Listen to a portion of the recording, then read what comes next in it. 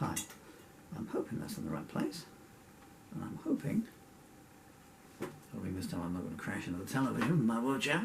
Hoping I'm in the right place. So, Faded Stardust.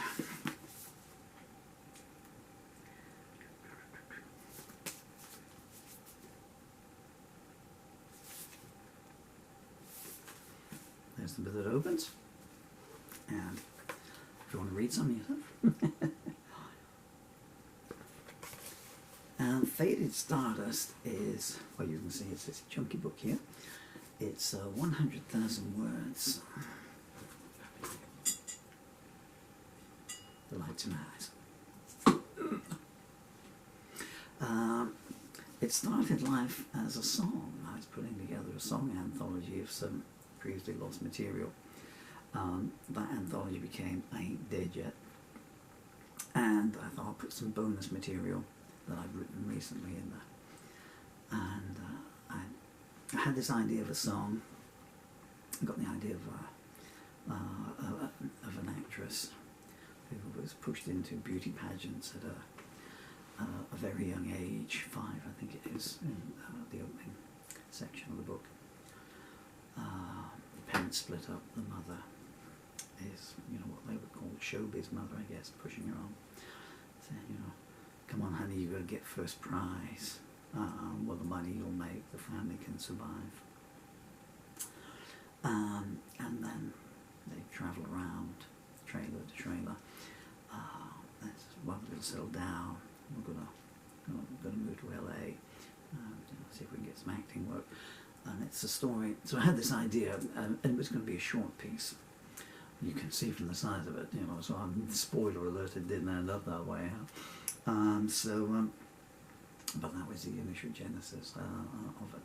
And I thought, well, it'll maybe run 13, 14 verses. So it's going to be this piece here. She started out when she was 5, pushed by her mother out onto the stage when she was barely of any kind of age. It was like a Springsteen, Nebraska-esque type piece. And then it was going to just briefly detail some ups and downs on where the lady was to now. And I thought, well, maybe it'll come at 7 verses, because I was not in good shape at that point. By the fact that it was going to go to a book called I Ain't Dead Yet, maybe a clue as well, I suppose. And I thought, well, if it goes to 13 or maybe 20, but hopefully the things will type it. So I started typing it on the 22nd of July, which is an important date in my life. And so I knew the night before I was going to start writing this, and that was going to be it. One final song to finish today on this particular date. And I'll do that, and then I'll put out for publication one final song anthology. I think come 6 o'clock that evening I had maybe 60 verses. Airplane's fine. I'm looking a bit low down there because it was disturbing my birds as they go. Well, not my birds, they're their own birds and stuff. Sorry, I must focus. Where did I get to? Yeah, so I had this, and they hadn't gone anyway. I don't think they'd even hit LA at that point. That's the truth. So, okay, well, I beat that and made it to bed. Came down the next day, and thought, right, let's finish the song off here. And I started again. I knew that there was going to be one bad event in the song. So I started continuing from where I'd left it the day before. And then there was another 40 verses. Bear in mind it's a song, because I started writing out as a song. So line 2 rhymes with line 4, line 6 rhymes with line 8. That's fine when you're going to do 7, 10, 12, 20 verses. At the time you get to verse 100, you're thinking, oh man, we're making life hard for myself. I'll just keep holding up. It's a much better look at that rather than me, because it's a better picture than this one. Where did I get to? Oh, I had this bad event, and I thought I knew that was going to happen somewhere. So I typed that. I left the head and I typed that bit up and put it in there, and I thought, I wasn't in good shape. So the publishing arm of Amazon, KDP, so I got an ISBN for it, and I copyrighted it, and I uploaded the manuscript that night. And so if I didn't make it through to the door, it would exist in some form. I didn't want 100, well, it would have been 100 verses plus, what would the other one have been? 3, 6, 9, 12. So another 12 verses on the other part now. So I'm sure that you can guess how the rest of the story is going to go, but I'll keep going in any case. So, and then the next day, back then again, typing way through. I had no idea what was happening, but the same with any of my songs. What did I write today? You Know I'm Here, I wrote today. You know I'm here. Sorry, I want to distract myself. That's in another book which is not available yet, but it might be by then. It's called A Farewell of sorts. And what would happen then each night, I was finishing about 10 o'clock at night. Each night, whatever I'd written then, I would upload. And someone said to me, so if I buy this now, will I just get half a book? And I said, well, no, you'll get a whole book. You just get half the story. So by day 4, and I thought, well, maybe this will happen. More characters had appeared then. Mother's boyfriend, a first love, other things. Her career had started, started with some modelling. First walk-on bit part in a TV production, so we just got used to the procedure of the makeup and the lights and everything. They got an agent of sorts, trying to find somewhere to live. And I was writing 4,000 words a day. It took me, how long? Leap ahead here. So I finished, to be 24 days it took me to write it. So I wrote 4,000 words a day, approx for 24 days. So then there was this whole swathe of material. So if you imagine down to about, say, I don't know. So you had that much there, and that was written. And then down there was this other bit. And then in the middle of that, I would put in ideas for what I would do the next day. So I can see how it's going here, but I can't physically write anymore. But this. So if I croak, so you buy the book and you get the full story of this initial part up to the point I'd written. And then you get some ideas of where it was going to go to. Then just one line, just 3 or 4 words, post-it notes, as it were. Anyone want to buy a wheelchair? You don't get much for your tax, do you? And then you get to this other bit, which is very dark, and then you get to the bit, and once you've got past that, there'd be more lines then, saying how I saw the story going and how it would end. I'm very near the end of this now. Well, I'm sure you can see the time bar. And so I just kept going, new characters kept coming in. And I kept seeing the bit that I'd written. I thought, once I get this bit here to join up with that bit there, if nothing else happens, then I feel I've given someone a good product then. But it was difficult because I found myself falling in love to a certain extent with the central character. Who, there's also a lot of laughs in it, I should say, but it is very grim. I must say it does detail with the harsher sides. I mean, I've been in the music industry on and off for 40 years, or I was, and I had seen all the worst kinds of things that go down there.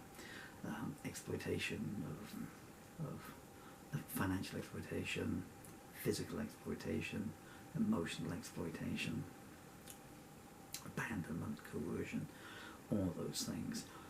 One takes things from what one reads about in stories, in papers that have made impression on you, this. The lead character, the heroine, at certain points there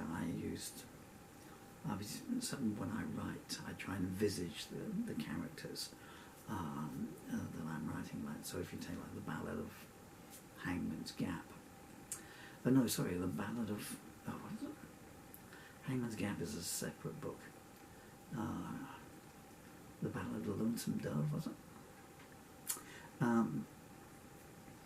So, I didn't know anyone in 1875 Wyoming, so I'm playing, so the central hero in that, I guess, was a composite of Randolph Scott and myself, and I had a picture of a long-retired German actress I was using just as the heroine in that, as the figure of her beauty, and the bad guy in it, it's probably Richard Boone, I don't know.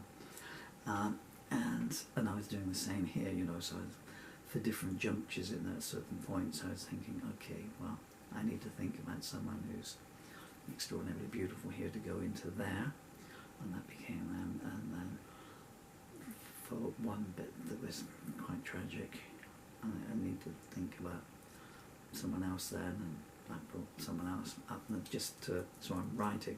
These things never happen to them in real life, I don't know. So there was a composite of 6 persons that I used to make the heroine throughout the story. Only one of whom I'll name, and that is Gail Russell, an actress who did not have a life dealt her some really, really, really bad cards, and for far too short a time as well. But the other 5, I think 3 of them are still alive, and the other 2 have also sadly gone to join a different kind of cast. Anyway, so I think I'm pretty much finished now. So it was a roller coaster journey, although the anecdote I find most amusing was, and it goes like this, but the central heroine has a really good sense of humour and needs it, I think, in some of these darker times. And some of the lines she comes up with are quite funny. And again, it's written in rhyme, It's this rolling story. As I say, it's a novel, but it's written entirely in rhyme, apart from the last 2 words, which are the end,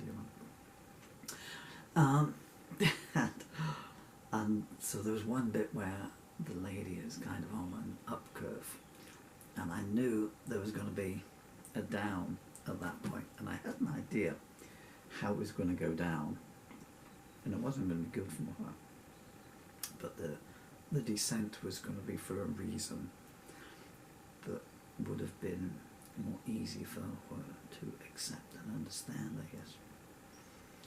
Come down. The next morning I wheel myself downstairs.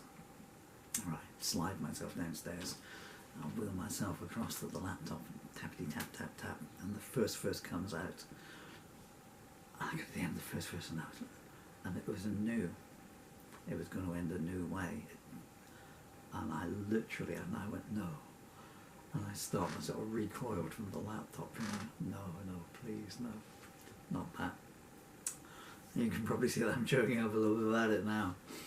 And I thought, no, goodness me, but, one is the writer, and that was the way it went, that is The Tale of Faded Stardust, which is available on Amazon.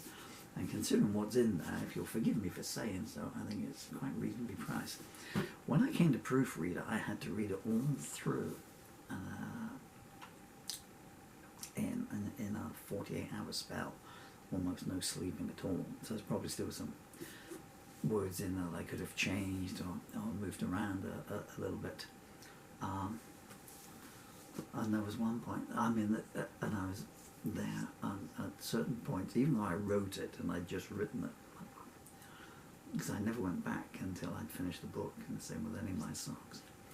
And at certain points there, I myself, as the author, I was just laughing out loud, because I forgot what I'd written. I come across this line where she comes out with a one-liner.